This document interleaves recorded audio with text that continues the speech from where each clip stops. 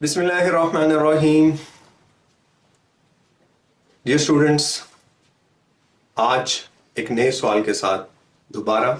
और आज का सवाल क्या है, मैंने आप इससे पहले वीडियो से पहले सवाल नहीं देखा, तो हम दोनों इकट्ठे इस सवाल को देखते हैं कि वीडियो स्क्रीन के ऊपर ये सवाल क्या है। तो चलते हैं स्क्रीन की तरफ।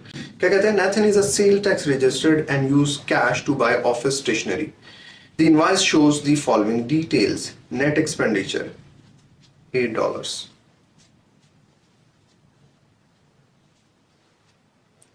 sales tax $2, total cost $10.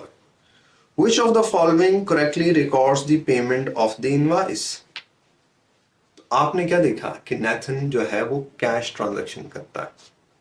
उसने एक एक्सपेंडिचर किया जिसकी नेट वैल्यू कितनी थी, $8। टैक्स कितना था, $2। तो टोटल अमाउंट, ग्रॉस अमाउंट कितनी आ गई, $10। तो क्या इस FFA के इस क्वेश्चन के अंदर आपको वो बचपन का FA1 याद है जिसमें हमने सेल्स टैक्स की बात की थी।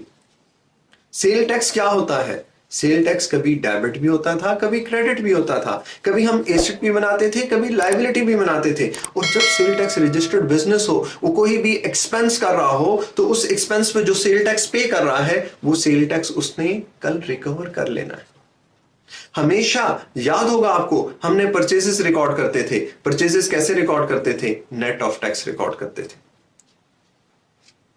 इसी तरह सेल्स रिकॉर्ड करते थे, नेट ऑफ टैक्स रिकॉर्ड करते थे। हाँ, रिसीवेबल, जो हमने पैसे रिसीव करने होते थे वो ग्रॉस अमाउंट होती थी, जो हमने पे करने होते थे वो ग्रॉस अमाउंट होती थी। अगर हम कैश रिकॉर्ड करते थे तो वो कैश ग्रॉस अमाउंट होती थी। तो एक्सपेंस और इनकम कभी भी ग्रॉस नहीं होता, नेट होता है। और ये कभी भी शर्त याद रखना कि सेल टैक्स रजिस्टर्ड हो। मैं और आप जो सेल टैक्स रजिस्टर्ड नहीं है, हम सेल टैक्स रिकॉर्ड ही नहीं करते। हम जब कोई भी चीज खरीद के आते हैं, हम कहते हैं डेबिट, एक्सपेंस, क्रेडिट, कैश। हमें ये सेल टैक्स वापस मिलने वाला नहीं। क्यों? क्योंकि we are the end consumer and users. तो अब देखो इस सवाल में क्या हुआ।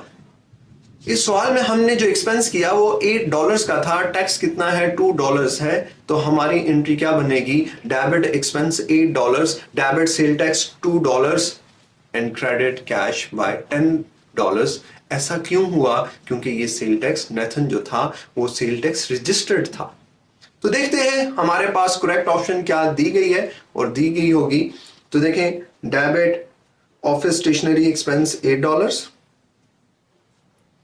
Debit sale tax account which is recoverable, input और आउटपुट क्या फर्क होता है। देखिए, जब भी हम कोई चीज खरीद रहे होते हैं तो वो हमारे पास इन हो रही होती है, हम परचेसेस कर रहे हैं, वो हमारे पास इनपुट्स हैं, उस पे जो टैक्स होगा वो इनपुट होगा। जब हम सेल्स कर रहे हैं, सेल्स आर आउटपुट। कहते हैं तुम्हारी आउटपुट क्या है, तुमने किया क्या है। तो हम क्या करते हैं, हम सेल्स करते हैं। सेल्स क्या है, सेल्स हमारी आउटपुट है।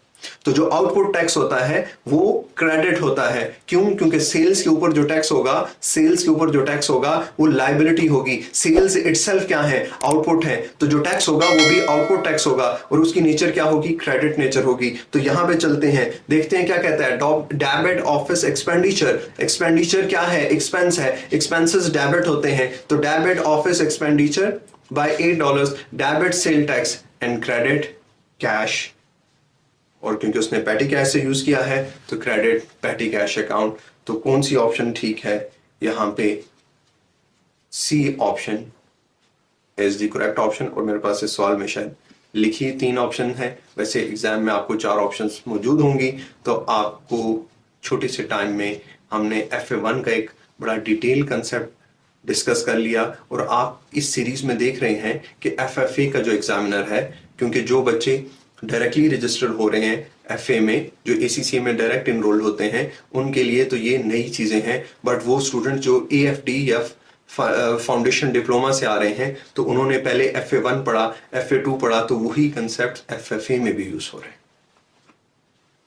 तो उम्मीद है कि इस छोटी सी वीडियो में आपका एक कंसेप्ट भी रिवाइज हुआ और आपने एक न्यू क्वेश्चन भी देख लिया। इंशाल्लाह मिलते हैं नेक्स्ट वीडियो में with another question of FFA।